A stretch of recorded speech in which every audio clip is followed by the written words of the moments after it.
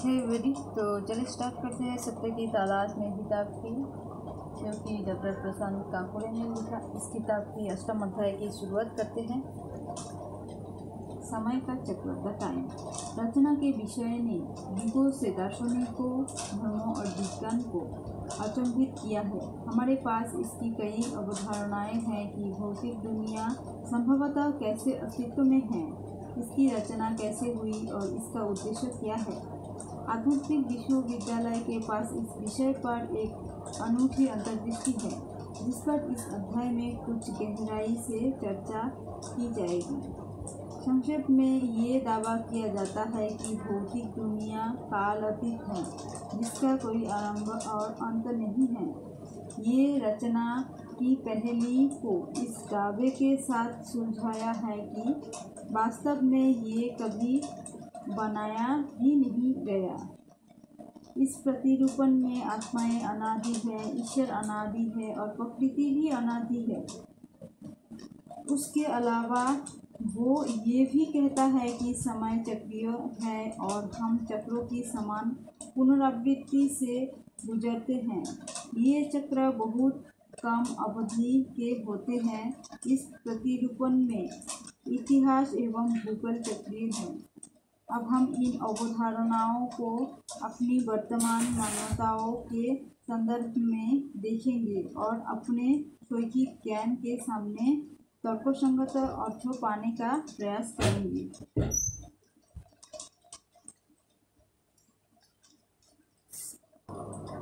इस विषय की समीक्षा के लिए हमें सबसे पहले ये जानना होगा कि धर्म, दर्शन और विज्ञान में वे अलग अलग सिद्धांत और अवधारणाएं हैं। हालांकि सभी संस्थानों का अंततः मानना है कि वे नहीं जानते हैं। यदि हम चाहते हैं कि छात्र खुले दिमाग वाले हो तो अलग अलग सिद्धांतों को पढ़ाना हमारी बुद्धिमानी होगी। जैसे कि महाविस्फोट से उत्क्रांति स्पष्टतया सिर्फ सिद्धांत है, पर पूर्णतः गलत भी हो सकता है। अन्यथा जैसा कि अक्सर दावा किया जाता है कि हमारी वर्तमान शिक्षा प्रणाली ज्ञान अर्जन करने में बाधक होती है। विज्ञान जगत में मौजूद मतभेदों पर प्रकाश डालने के लिए हम एक उदाहरण देकर स्पष्ट करना चाहेंगे। ऑक्सफोर्ड के सिद्धांत भौतिक विज्ञानी प्राध्यापक जूलियन बार्बर ने अपनी किताब काल का अंत भौतिक विज्ञान में आने वाली क्रांति में लिखा है कि वर्तमान के आधार पर हम कभी भूतकाल के बारे में जान नहीं सकते। वे कहते हैं कि पत्थर, जीवाश्म उत्खनन और हड्डियां जो मिलते हैं वे सभी वर्तमान में यहाँ हैं। इन सभी का वर्तमान में अस्तित्व है, ये वैज्ञानिक वर्णन है। परंतु उस आधार पर जब हम इतिहास बनाने का प्रयत्न करते हैं तब वो अनुमान हो जाता है जो वास्तव में गैर वैज्ञानिक है। इसलिए किताब का नाम काल का अंत है। इसके बावजूद भी वर्तमान जीव विज्ञान, इतिहास और पुरातत्व शास्त्र जैसे हमारी संस्थाएं वर्तमान के आधार पर भूतकाल का अनुमान लगाने के ऊपर आधारित है। हम इतिहासकारों से अक्सर ये सुनते हैं कि इतिहास को कोई जान नहीं सकता। हम वर्तमान समय के अवलोकन के आधार पर सिद्धांत और कहानियों का केवल अध्ययन करते हैं। ये सब हमें अपना दिमाग खुला रखने और समय एवं रचना के सिद्धांतों के बारे में वस्तुनिष्ठ होने में मदद कर सकता है। हमारा वर्तमान प्रतिरूपण, आवर प्रेजेंट मॉडल, हम विशेष करते हैं ये तीव्र आमी भौतिक सृष्टि पदार्थों के एक समूह से बनी हुई है। किसी समय इस सृष्टि की रचना पदार्थों के एक निश्चित समूह से हुई थी और उन पदार्थों का वही समूह है जो बदलाता है, विकसित होता है और रूपांतरित होता है। ये ऊर्जा में बदल सकता है और वापस पदार्थों में परिवर्तित हो सकता है। ये वही समूह है जो 13 अरब वर्ष पूर्व अस्तित्व में था और आज भी मौजूद है। ये पदार्थ का वही समूह है जो अपने आप में पुनर्व्यवस्थित होगा और काल के रूप में प्रस्तुत होगा। हालांकि इस प्रतिरूपण की सीमाएं हैं, ये असामान्य और अलौकिक घटनाओं के क्षेत्र में पाए हुए अवलोकन का समर्थन नहीं कर सकता है। उदाहरण के लिए, ये पूर्वबोध की व्याख्या नहीं कर सकता है, चमत्कारों को समझा नहीं सकता है और किसी भी हाल में पदार्थों के समूह के उत्पत्ति के बारे में हमारे पास अभी तक कोई स्पष्टीकरण नहीं है। नया प्रतिरूपण, द न्यू मॉडल। पूर्व अध्यायों में हमने आत्मा और भौतिक संसार के बीच संबंधों को देखा, जिसे हम आकाश कहते हैं। आकाश की इकाई बिंदु है। लाखों बिंदुओं को एक निश्चित क्रम में रखने से एक रेखा बनती है। लाखों बिंदुओं से द्विआयामी धरातल बन सकता है और लाखों धरातल से त्रिआयामी आकाश बन सकता है, परंतु इस संपूर्ण त्रिआयामी आकाश की इकाई बिंदु है। इस अनंत आकाश में अंततः बिंदु है। अनुभवकर्ता आत्मा त्रिआयामी आकाश के विभिन्न क्षेत्रों का अर्थात इस आकाश के विभिन्न बिंदुओं का अनुभव कर सकती है। आमतौर पर स्वीकृत सृष्टि के प्रतिरूपण में हम मानते हैं कि सृष्टि प्रकृति का एक समूह है और अनुभवकर्ता भी उसी समूह का हिस्सा है। सृष्टि के जिस प्रतिरूपण का हम प्रस्ताव कर रहे हैं, उसमें भौतिक सृष्टि को अनुभवकर्ता आत्माओं से अलग देखा जाता है। फिलहाल हम मान लें कि सभी आत्माएं परम धाम में, दूसरे शब्दों में भौतिक सृष्टि अनुभव करने वाला कोई नहीं है। भौतिक सृष्टि प्रकृति के एक समूह से नहीं बनी है, परंतु इस प्रतिरूपण में प्रकृति के अंततः समूह है। हर समूह स्थिर स्थिति में है। हम उन्हें अचल चित्र कहेंगे।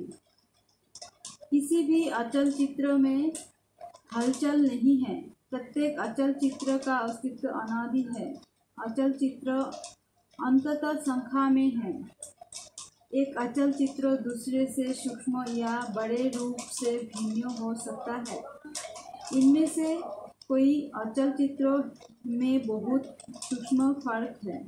उदाहरण के लिए, ऐसे अचल चित्रों का समूह हो सकता है जिसमें किसी पेड़ पर पक्षी के स्थिति में मामूली बदलाव को छोड़कर सारे दृष्टि की स्थिति एक जैसी हो सकती है। अचल चित्रों की दुनिया में सभी संभावित संभावनाएं मौजूद है।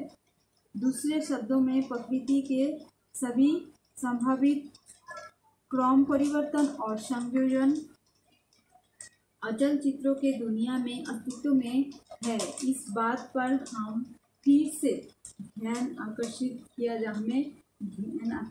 जाना चाहिए कि ये अचल चित्र आत्मा रहित है, यानी बिना चेतना के हैं और इस कारण प्रत्येक अचल चित्र में शरीर त्रिआयामी स्थिर चित्र के समान प्रतीत होगा। इसकी तुलना एक बड़े त्रिआयामी स्लाइड फोटोग्राफ से की जा सकती है, जैसे स्क्रीन पर प्रक्षेपित किया जाता है। चेहरे और शरीर दिखाई देते हैं, परंतु उसमें चेतना अथवा हलचल नहीं होती है। हम प्रत्येक अचल चित्रों को एक आयत द्वारा दर्शा सकते हैं और अचल चित्रों का समूह कुछ चित्रों जैसा दिखेगा। इन सभी अचल चित्रों का अस्तित्व अनादि है और इस कारण ये सभी किसी भी क्षण अस्तित्व में है। इस आयाम से देखने पर इस तरह सृष्टि का विस्तार है।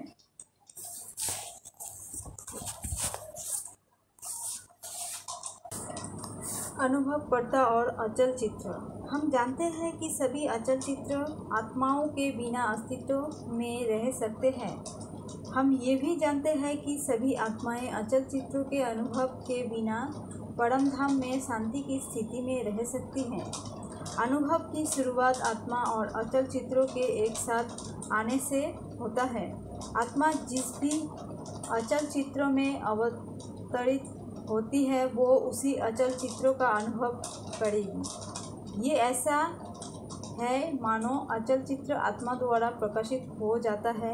यदि आत्मा को एक अचल चित्रों में रहना होता तो वो सृष्टि और उस अचल चित्रों के शरीरों की स्थिर स्थिति का अनुभव करती, जैसा कि हम तब करते हैं जब केवल एक स्लाइड को पर्दे पर प्रक्षेपित किया जाता। परंतु हमारे अनुभव से हम जानते हैं कि हम निरंतर परिवर्तन भौतिक दुनिया की हलचल का अनुभव करते हैं। इससे पता चलता है कि आत्मा अचल चित्रों में गति करती है या भ्रमण करती है। जैसे जैसे आत्मा अलग अलग अचल चित्रों में प्रवेश करती है तब दूसरों के शरीर और उसके द्वारा उपयोग किए जाने वाले शरीर की थोड़ी भिन्न मुद्राओं से उसे एक नए दृश्य का अनुभव होता है। वो लगातार बदलते दुनिया का अनुभव करती हैं। आत्मा को अलग अलग अचल चित्रों की स्पष्ट रूप से निरंतरता देने में सक्षम होने के लिए एक निश्चित न्यूनतम गति से अचल चित्रों के माध्यम से आगे बढ़ने की आवश्यकता होती है। सिनेमा फिल्मों के साथ अपने अनुभवों से हम जानते हैं कि पर्दे पर प्रक्षेपित अलग अलग स्लाइडों को निरंतरता देने की क्षमता आत्मा के पास है। फिल्म दिखाते समय अलग अलग स्लाइडों को एक निश्चित न्यूनतम गति से पर्दे पर प्रक्षेपित किया जाता है और दर्शक आत्मा रुक कर एक के बाद एक स्लाइड देखने के बजाय दृश्य और गति में निरंतरता देखता है।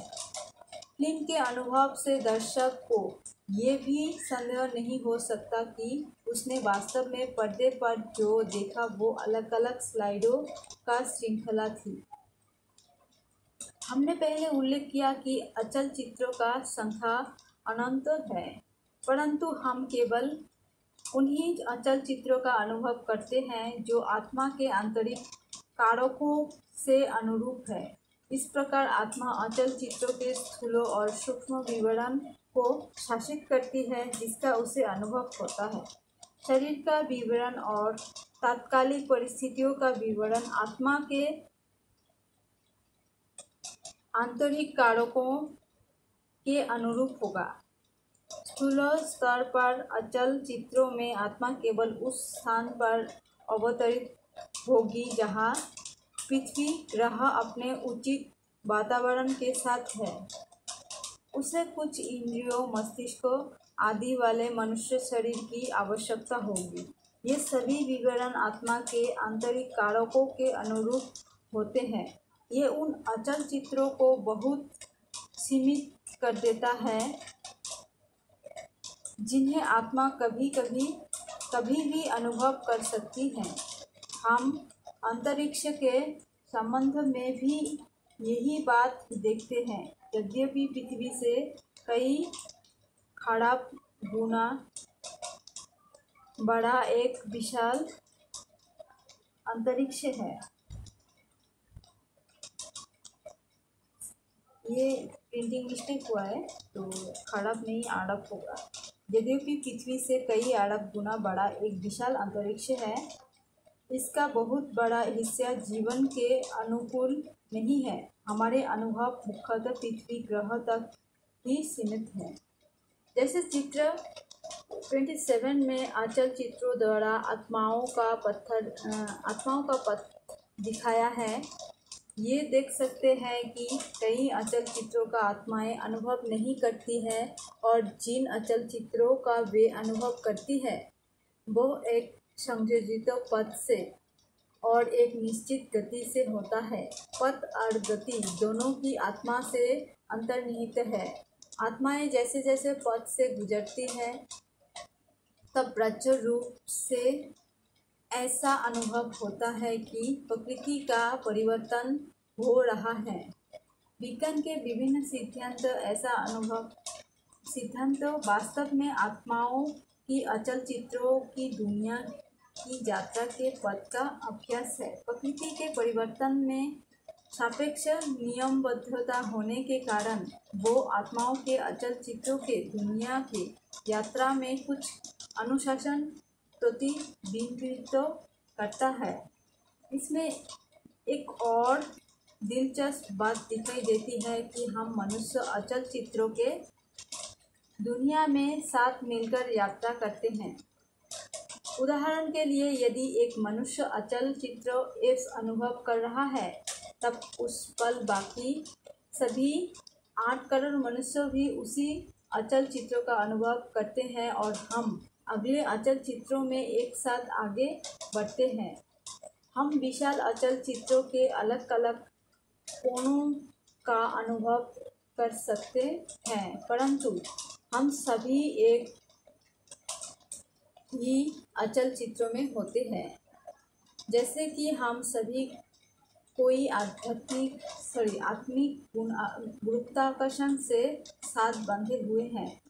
हमारे अवलोकन से समय समय पर हम ये भी जानते हैं कि हम कुछ समय के लिए अकेले अन्य अचल चित्रों में भटक सकते हैं परंतु जल्द ही गुरुत्वाकर्षण हमें पीछे खींच लेता है।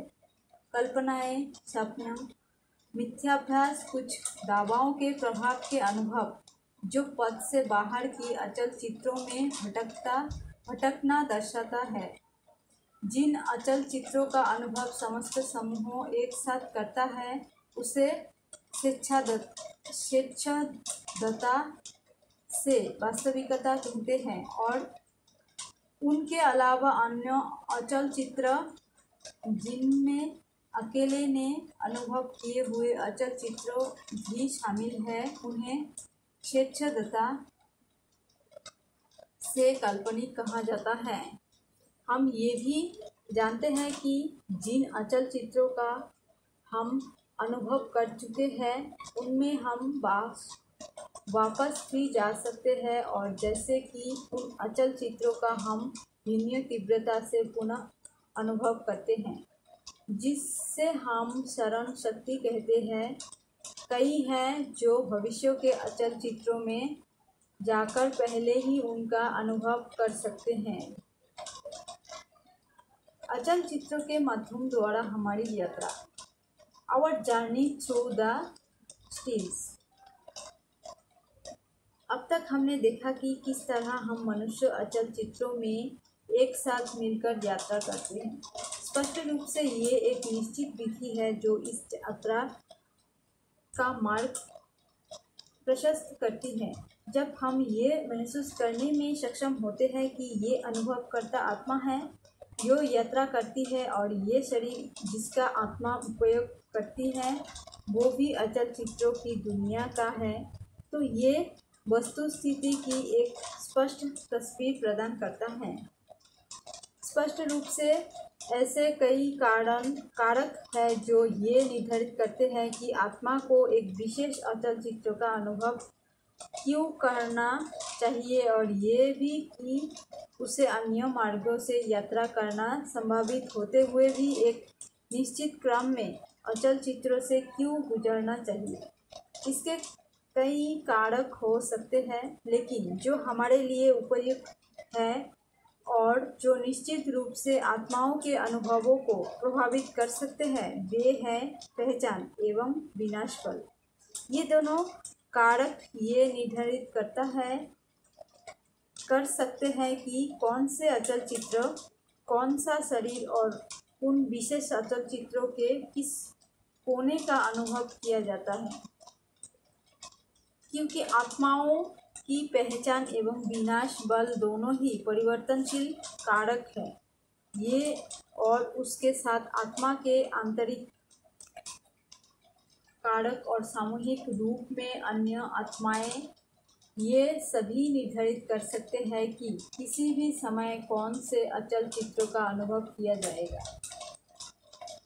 एक अद्भुत बात जिसे समझने के लिए हमें प्रयास करना है वो है हमारा अनादि अस्तित्व एवं अनंत अचल चित्रों का अस्तित्व। यदि अनुभवकर्ता का अस्तित्व अनादि है तो उसका वर्तमान शरीर उत्तरवर्ती अचल चित्रों में उपस्थित ना होने पर भी कोई कारण नहीं है कि वो आत्मा कभी भी अचल चित्रों का अनुभव करना बंद कर दे।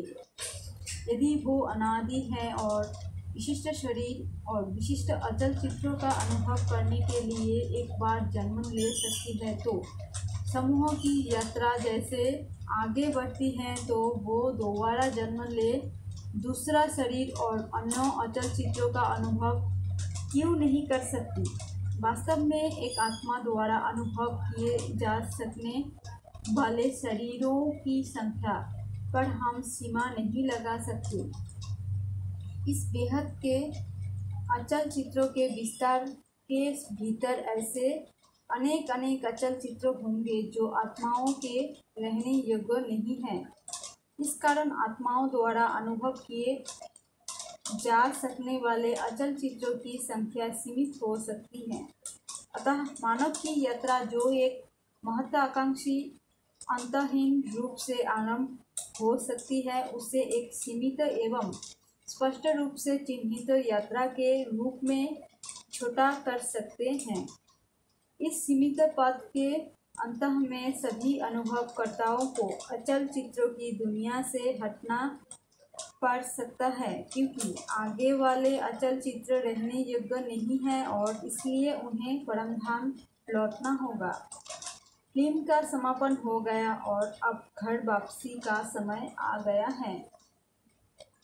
अचल चित्रों की दुनिया में हमारी यात्रा यदि सीमित है तो हमारे लिए यात्रा की शुरुआत, मध्य और अंत के बारे में अधिक विवरणों की भविष्यवाणी करना संभव है क्योंकि परम धाम हमारा घर है। आइए हम अपना यात्रा घर से शुरू करें। जब हम घर पर थे हम संपूर्ण आत्मस्मृति अर्थात कैपिटल आई की पहचान में थे। इसलिए जब हम पहली बार अचल चित्रों की दुनिया में अवतरित होते हैं तब हम कैपिटल लेटर आई की पहचान से शुरुआत करते हैं। हमने पहले भी कहा था कि हमारी पहचान एक लंबी अवधि में पूरी तरह से आत्मस्मृति से पूर्णतः देह स्मृति में और फिर से आत्मस्मृति में बदल जाती है। इस जानकारी के और विभिन्न देखे गए वास्तविकताओं के आधार पर हम अपनी यात्रा का एक छोटा प्रतिरूपण बना सकते हैं। यात्रा के आरंभ में जब आत्मा पहली बार अचल चित्रों की दुनिया में आती है तो बहुत कम मनुष्य होते हैं। सभी पूरी तरह से पवित्र संपूर्ण आत्मस्मृति में होते हैं और इसलिए पथ के आरंभ में ये अचल चित्र विनाश बल रहित सद्भाव, सौंदर्य, स्वास्थ्य और समृद्धि के द्योतक होते हैं। हम उन्हें सद्गुण के अचल चित्रों कह सकते हैं। जैसे ये आत्माएं आगे प्रयाण करती हैं परम धाम से और भी आत्माएं इनमें शामिल होती जाती हैं और जनसंख्या धीरे धीरे बढ़ती जाती है। जैसे जैसे यात्रा आगे बढ़ती है नए अहंकारों के निर्माण के साथ धीरे धीरे पहचान बनाने की प्रवृत्ति की तरफ झुकाव होने लगता है और उन्हें अनुभव होने वाले अचल चित्रों की गुणवत्ता को ये प्रभावित करती है। इन अचल चित्रों को हम त्रेता युग के अचल चित्रों कह सकते हैं। इसके बाद भी जनसंख्या बढ़ती है लेकिन साथ ही साथ देह स्मृति भी बढ़ती है और विनाश बल इन मनुष्यों के जीवन में आक्रमण करना शुरू कर देते हैं। इस प्रकार पहली बार विनाश बल अचल चित्रों में परिलक्षित होती है और पहली बार युद्ध, बीमारी, कष्ट, गरीबी आदि नजर आते हैं। इन अचल चित्रों को द्वापर युग के अचल चित्रों कह सकते हैं। अंत में जब देहों की स्मृति अधिकतम तक पहुंच जाती है और विनाश बल सभी दिशाओं से कार्यशील हो जाते हैं तो उन्हें कलियुग के अचल चित्र कह सकते हैं। इस समय या तो बुद्धिमत्ता से या दर्द के कारण आत्मा अपने मूल आत्मस्मृति की स्थिति में वापस जाती है, अर्थात गलत पहचानों से मुक्त होकर अपने मूल स्वरूप को पाकर आत्मा अपने घर वापस जा सकती है। हमने देखा कि आत्माओं की यात्रा परमधाम से शुरू होकर विभिन्न अचल चित्रों से गुजरकर पथ के अंतिम पड़ाव में सभी परमधाम में वापस लौटती है।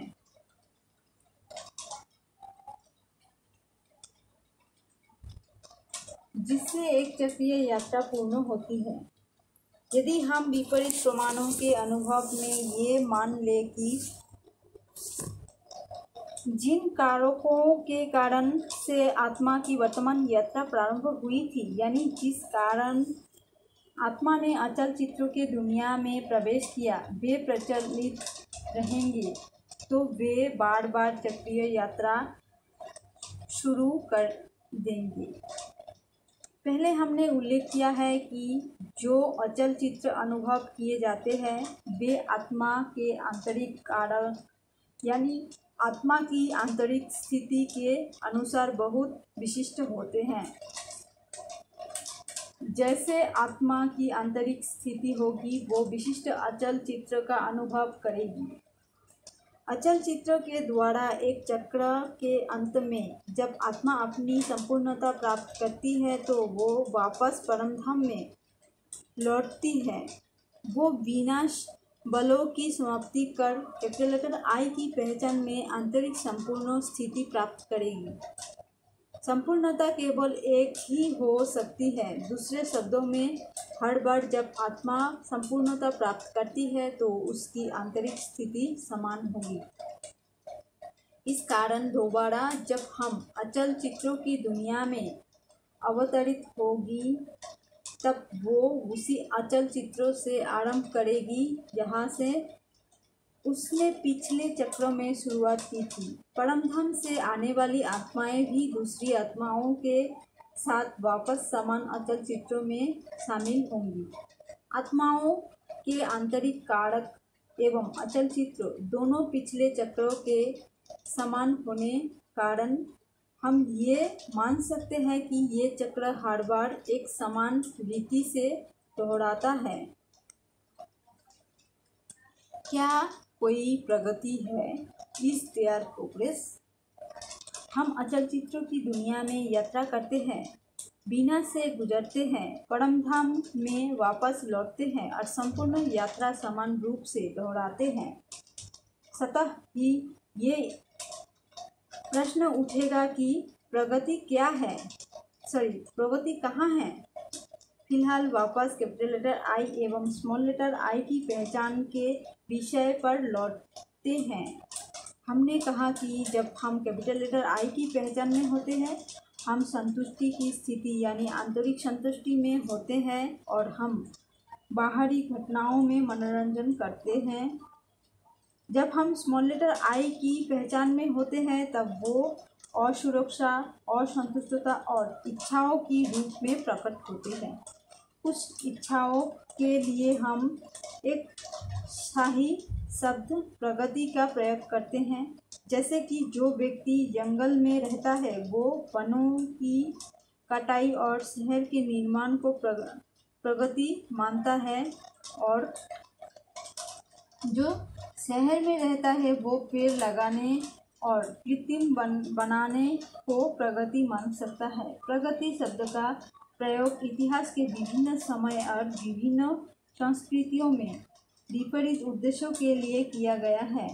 इसकी कोई सटीक परिभाषा नहीं है, परंतु ये एक सापेक्ष शब्द है।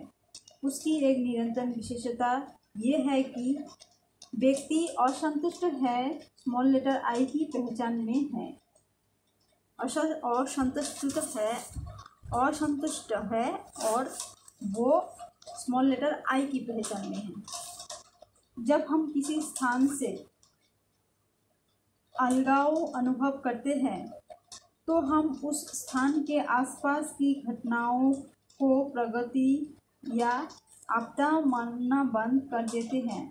उदाहरण के लिए हमें बताया जाता है कि गुरु ग्रह पर लगातार तूफान और भूकंप आते रहते हैं। इसमें हमारे अंदर घबराहट नहीं पैदा होगी और ना ही उसके विपरीत वहाँ की कोई घटना प्रगति मानी जाएगी। यदि हमें बताया जाए कि वही ग्रह नियमित रूप से समान कक्षा में सूर्य की परिक्रमा करता है तो हम उसे स्वीकार कर लेंगे। हमें अचल चित्रों के किरदारों, घटनाओं और नाटक चक्र से भी उसी स्तर का अलगाव लाने की आवश्यकता है। जब हम नाटक चक्र से इस अलगाव को लाएंगे तो हम स्वयं को कैपिटल लेटर आई की पहचान में स्थित करने में बड़ी प्रगति का अनुभव करेंगे। कैपिटल लेटर आई की उस पहचान में हम रज अचल चित्रों से स्वतंत्र संतुष्टता और आंतरिक आनंद का अनुभव करेंगे। इसलिए हम कोई भी अचल चित्र प्रगति अथवा विपत्ति के दृष्टि से नहीं देखते हैं। जब तक हम उस पहचान को प्राप्त नहीं कर लेते तब तक वैराग्य भाव को महीन बनाने के लिए हमें चक्रों के बारे में समझ बढ़ानी होगी। कई लोग इतने भाग्यशाली होते हैं कि उन्हें कुछ असाधारण परिस्थितियों के दौरान ऐसी स्थिति की झलक मिल जाती है। कई अंतरिक्ष यात्रियों को अंतरिक्ष में ऐसे अनुभव प्राप्त होते हैं। ऐसे ही एक व्यक्ति का वृत्तांत निम्नलिखित है। मैंने अपने अतीत को एक फिल्म की भ्रांति अपने सामने देखा। मैं उसमें कुछ दूरी पर था और दृश्य काले और सफ़ेद रंग में थे। मैंने स्वयं को फिल्म के किरदारों में से एक के रूप में देखा। मैं बेहद सुखद शांति का अनुभव कर रहा था और एक दिव्य नीरवता मेरे भीतर व्यक्त हो गई थी। समय बोध का विस्तार हो गया और मैं पूरे जीवन को कालक्रम अनुसार देख रहा था। कोई बेचैनी अथवा आवेग नहीं था। मेरे जीवन के बहुत दुखद अनुभवों की स्मृति स्पष्ट थी, पर वे दुख नहीं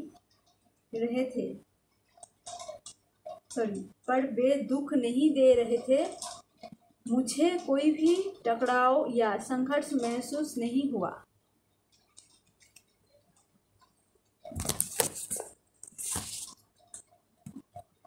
आत्मा और अचल चित्र, the soul and the stills.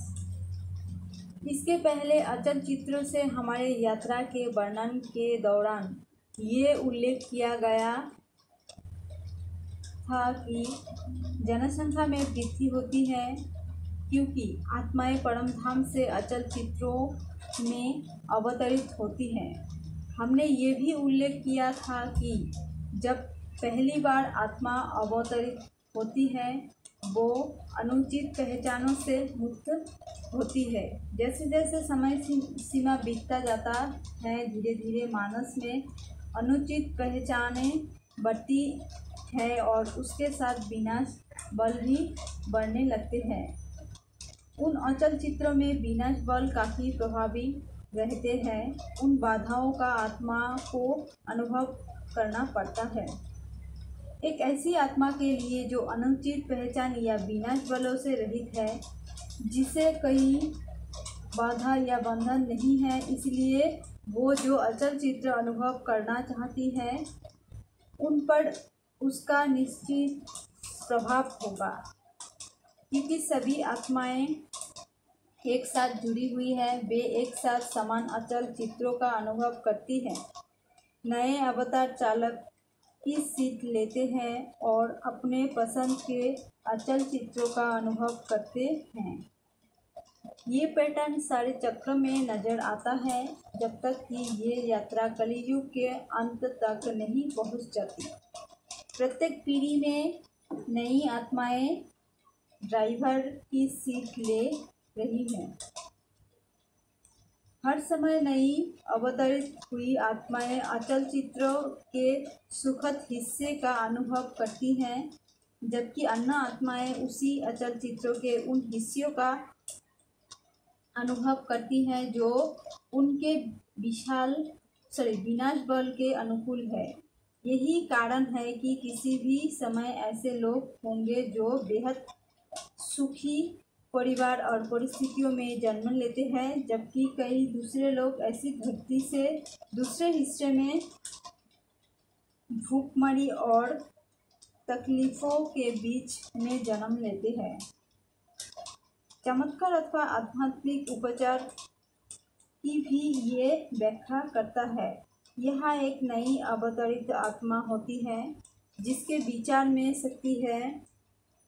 वो स्वयं को एक विशेष अचल चित्र में देखना चाहती है, जिसमें कहें कि उसके सामने सोने की अंगूठी हो गई हो, क्योंकि वो ड्राइवर के सीट पर है। वो स्वयं को उन अचल चित्रों में ले जाती है और बाकी सभी अरबों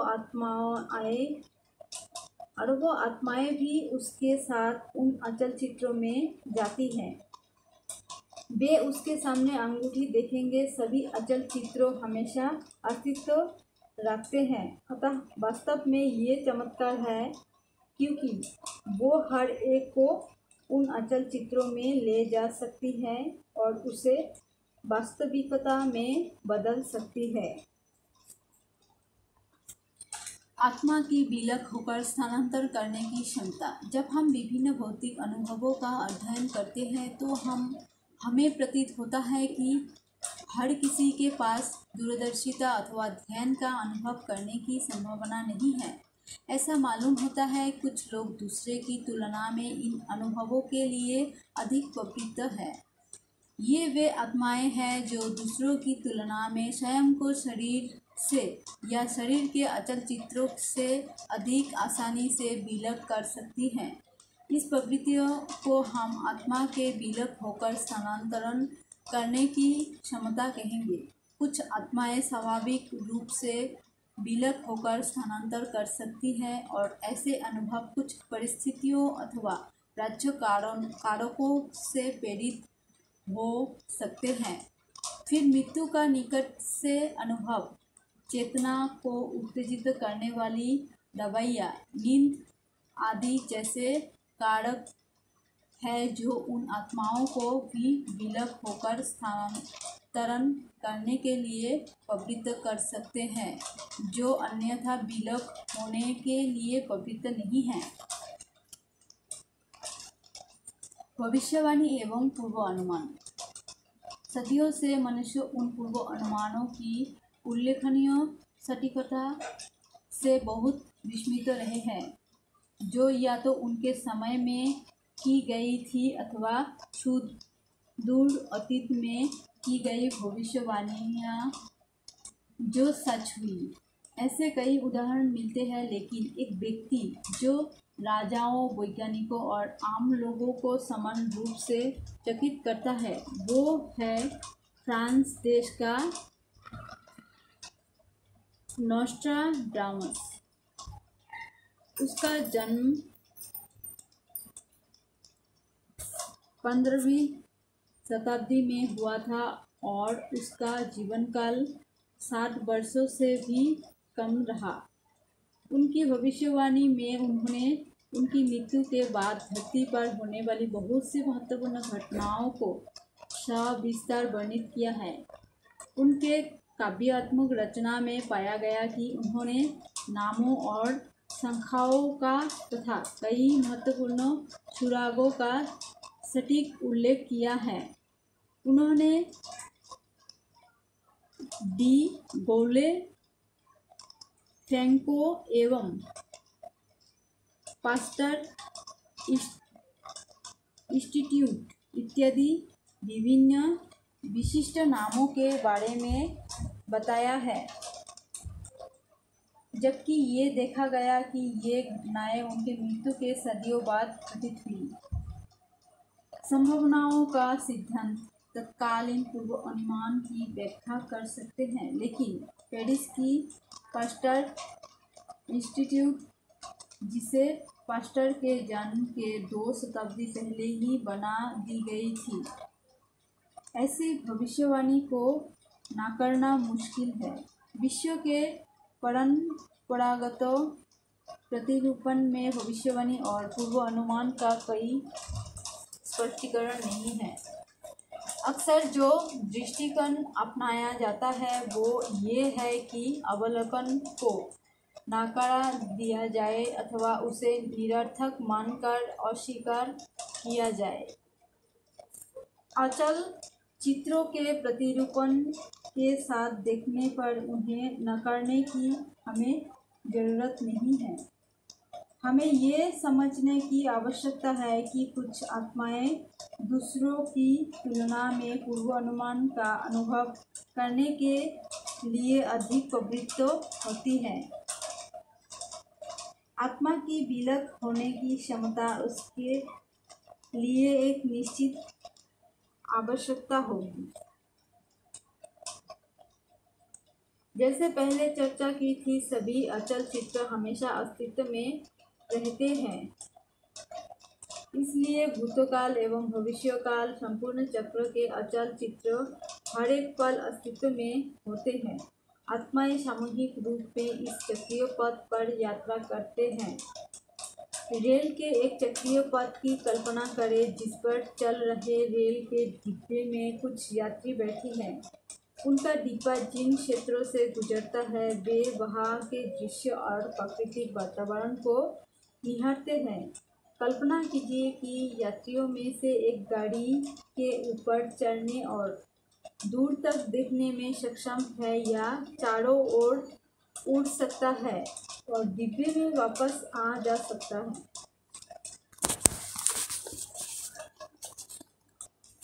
तब डिब्बे के वहां पहुंचने के बहुत पहले वो दूर के दृश्य का वर्णन करने में सक्षम होगा। जो आत्मा विलक हो सकती है उनमें आत्माओं के गुरुत्वाकर्षण से दूर हो जाने की क्षमता होती है। जो व्यक्ति बहुत सटीकता से पूर्व अनुमान कर सकता है उसके पास पथ के अचल चित्र और पथ के बाहर वाले अचल चित्रों के बीच के भेद को समझने की क्षमता होती है। पूर्व अनुमान सदृश एक और क्षमता होती है, वो है दूर से देखने की क्षमता। वर्तमान समय में अन्यत्र स्थान पर हो रही घटनाओं एवं दृश्यों का वर्णन वे कर सकते हैं। इसे दूरदर्शिता कहा जाता है। इसका तंत्र भी समान ही है, क्योंकि आत्मा विलोक हो सकता है और शरीर की जकड़न से दूर जा सकती है। इसलिए वो आकाश तत्वों में यात्रा करती है, परंतु उसी अचल चित्रों के अंदर रहती है। अन्य अनुभव, अदर एक्सपीरियंसेस। पिछले 50 वर्षों में अधिक लोग तथा कथित मृत्यु के निकट से किए हुए अनुभवों को बताने के लिए सामने आ रहे हैं। NDE का अनुभव किए हुए 90% से भी ज़्यादा लोग अपना सकारात्मक अनुभव बताते हैं और बाकी 10% लोगों के अनुभव नकारात्मक है। जिनके सकारात्मक अनुभव है वे स्वयं को दूसरे जगत में पाते हैं, जो कभी कभी उनकी कल्पना के परे सौंदर्य, रंग, उद्यान, अनेक जन इत्यादि देखते हैं। दूसरे नकारात्मक अनुभवी लोग स्वयं को एक अंधेरे सुरंग से गुजरते हुए देखते हैं। अत्यधिक पीड़ा भरा संसार, वहाँ राक्षसी प्रवृत्ति के जीव, आग, उबलते तरल पदार्थ, भयावह और जहरीले जानवर इत्यादि देखते हैं। इन सभी अवलोकनों को अचल चित्रों के प्रतिरूपण से समझाया जा सकता है। मृत्यु के समय आत्मा अपेक्षाकृत विलोप हो सकती है और उसी अचल चित्रों के शरीर के बाहर से वो देख सकती है, अथवा पथ के बाहर वाले अन्य अचल चित्र वो अनुभव कर सकती हैं। इसी तरह के स्वरूप में उन लोगों को देखा जा सकता है जो कोकेन जैसी चेतना बदलाने वाली दवाएं खाते हैं। उन दवाओं में संभवतः थोड़े समय के लिए आत्मा को शरीर और शरीर के अचल चित्रों से विलग कराने का प्रभाव हो सकता है। ये उनके लिए भी सत्य है जो मिथ्या आभास अथवा मति भ्रम का अनुभव करते हैं। नींद के कुछ हिस्से के दौरान जब कोई व्यक्ति सपना देखता है तब संभवतः ऐसी ही विलगता होती है। सपनों की स्थिति में आत्मा को पथ के बाहर के अचल चित्रों का अनुभव हो सकता है। विभिन्न ध्यान की अवस्था में विलग आत्माएं उन अचल चित्रों का अनुभव करती है जो शरीर के अचल चित्रों के बाहर है। अधिकतर बार ये सपना की स्थिति मिथ्या आभास अथवा कल्पना से बहुत अलग नहीं होती है, परंतु कुछ मामलों में ध्यान स्थिति वाली आत्मा को कुछ ज्ञान प्रदान करने के उद्देश्य से परम आत्मा अचल चित्रों के विशिष्ट पथ पर उनको मार्गदर्शन प्रदान करती है। इस विषय पर अधिक चर्चा अंतिम अध्याय में की जाएगी।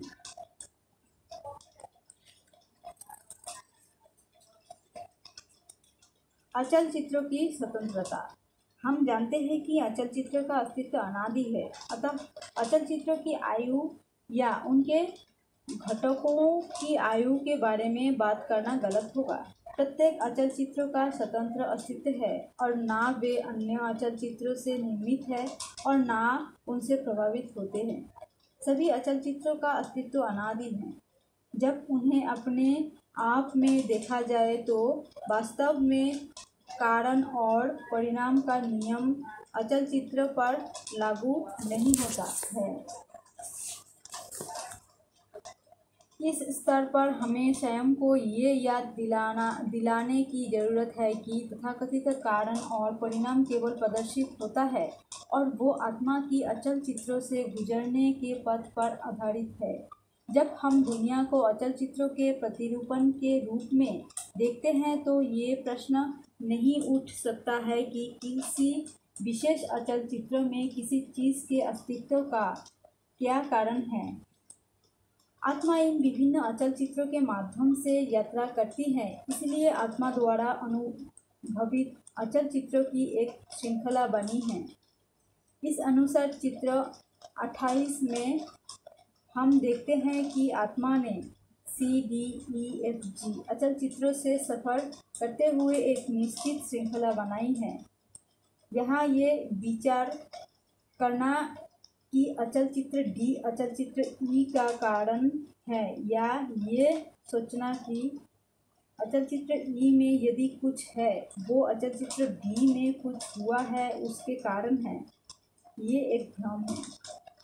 ये सभी अचल चित्र एक दूसरे से स्वतंत्र है। उदाहरण के लिए मानो मिस्टर X पर्दे पर कोई स्लाइड पेश कर रहा है।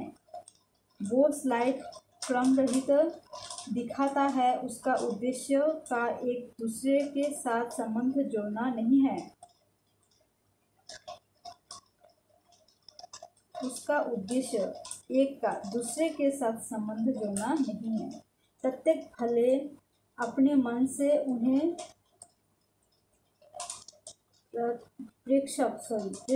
प्रेक्षक भले अपने मन से उन्हें एक दूसरे के साथ जोड़ सकते हैं।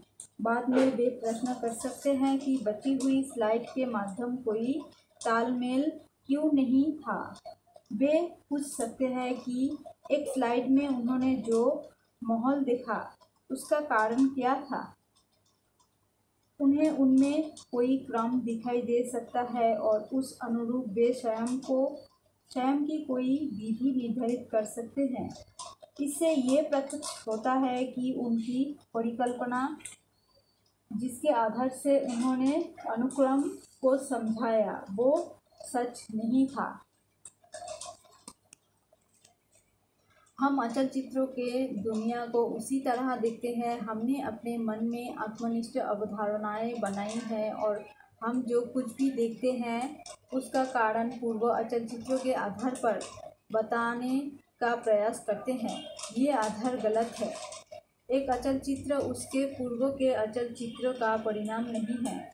एक अचल चित्र का कोई भी घटक उसके अगले अचल चित्रों में जो दिखाई देता उसका कारण नहीं है।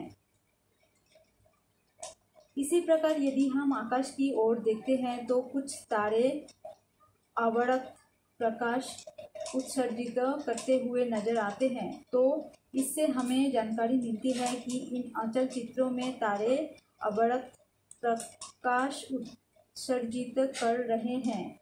हमें ये जानकारी नहीं मिलती है कि 10 लाख पूर्व ये तारा आज की तुलना में 1000 गुना बड़ा था और 13 अरब वर्ष पूर्व महाविस्फोट में उभरा था, या कि भविष्य में अंतरिक्ष का विस्तार होगा, या हम धरती खोदते हैं और कोई तराशा हुआ पत्थर पाते हैं तो हमें ये पत्थर की आयु के बारे में या तराशने वाले व्यक्ति के चरित्र के बारे में जानकारी नहीं देता है। हम केवल इतना कह सकते हैं कि वर्तमान अचल चित्र में उस पत्थर का अस्तित्व है। निसंदेह उस पत्थर के संबंध में संभावना रखने वाले अन्य अचल चित्र मौजूद है, परंतु इसका स्पष्टीकरण हमारे कारण और परिणाम के प्रतिरूपण के आधार पर देना जरूरी नहीं है। इस उदाहरण में हमें इस प्रकार देखने की जरूरत है कि दो अचल चित्र हमेशा असंबंधित होते हैं। समान रूप से यदि हम हमारी अवधारणा को तोड़ते हैं तो प्रत्येक अचल चित्रों को दूसरों से संबंधित किए बिना स्वतंत्र रूप से देखेंगे। हमने देखा कि सृष्टि के एक समूह प्रतिरूपण के साथ हम दिन प्रतिदिन के अस्तित्व का प्रबंधन कर सकते हैं, लेकिन इसके साथ हम कुदरती विभिन्न प्रामाणिक अवलोकनों की व्याख्या करने में असमर्थ हैं। हमने ये भी देखा कि अब तक एक समूह प्रतिरूपण निरपेक्ष प्रतिरूपण साबित नहीं हुआ है और इसलिए इसे कोई अन्य प्रतिरूपण के मुकाबले पसंद करने का कोई कारण नहीं है। हमने ये भी जाना कि अचल चित्रों के प्रतिरूपण के साथ अब तक किए गए सभी प्रामाणिक अवलोकनों को समझने में हम सक्षम हैं। इनमें चमत्कार, दूरदर्शिता, पूर्व अनुमान, स्वयं को शरीर के बाहर पाने का अनुभव, मृत्यु का निकट से अनुभव, मिथ्याभ्यास, दावाओं के प्रभाव के कारण मिथ्याभास, ध्यान का अनुभव, अज्ञात उड़ान वस्तुएं आदि शामिल है। पहले हमने उन्हें असाधारण या चमत्कार के जैसे कुछ स्तरीय प्रमाण देकर नज़रअंदाज कर दिया, जैसे कि इनका स्पष्टीकरण देने की आवश्यकता नहीं है। यदि ये प्रतिरूपण सभी संभावित अवलोकनों की व्याख्या कर सकते हैं तो ये निरपेक्ष प्रतिरूपण होने की अधिक संभावना है। किसी भी स्थिति में ये एक समूह प्रतिरूपण से निश्चित रूप से बेहतर प्रतिरूपण है। अचल चित्रों के प्रतिरूपण के आधार पर समय की अवधारणा को हम ऐसे समझेंगे कि ये आत्मा की अचल चित्रों से यात्रा करने की गति है। आत्माएं एक समूह के रूप में अचल चित्रों से एक निश्चित गति से यात्रा करती हैं और सभी एक ही गति का अनुभव करती है। इस प्रकार उन्हें समय की एक निश्चित समझ होती है, जिन्हें विभिन्न कारणवश स्वयं को शरीर के बाहर होने का अनुभव होता है। वे कभी कभी अपने संपूर्ण जीवन अनुभव उनके सामने हुआ करते हैं, जबकि अन्य ने कुछ सेकंड का ही अनुभव किया। ये ऐसा था मानो उनके लिए समय तानकर लंबा हो गया था। एक उदाहरण के लिए, एक व्यक्ति 5वीं मंजिल से गिर गया और गिरने पर बच गया। 5वीं मंजिल से भूतल तक गिरने में लगे वक्त के उन्हें सेकंड के दौरान उसने उसका संपूर्ण जीवन काल अनुक्रमिक क्रम में बहुत विस्तार से देखा, जैसे कि उन कुछ सेकंडों के दौरान उसने 50 बरस फिर से जी लिए हो। उसे लंबे समय तक ये अनुभव हुआ ऐसा एहसास हुआ, जबकि दूसरों को कुछ सेकंड का अनुभव हुआ। समान परिस्थितियों में कुछ उनके पिछले जीवन का अनुभव करते हैं तो कुछ उनके भविष्य जीवन का अनुभव करते हैं।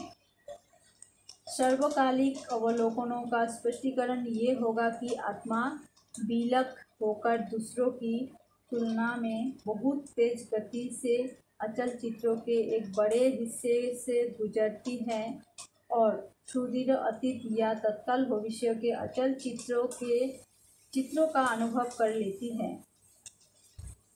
सैद्धांतिक रूप से आत्मा को अचल चित्रों की यात्रा उल्टी दिशा में करना भी संभव है और तब समय उल्टी दिशा में गुजरता हुआ अनुभव हो सकता है।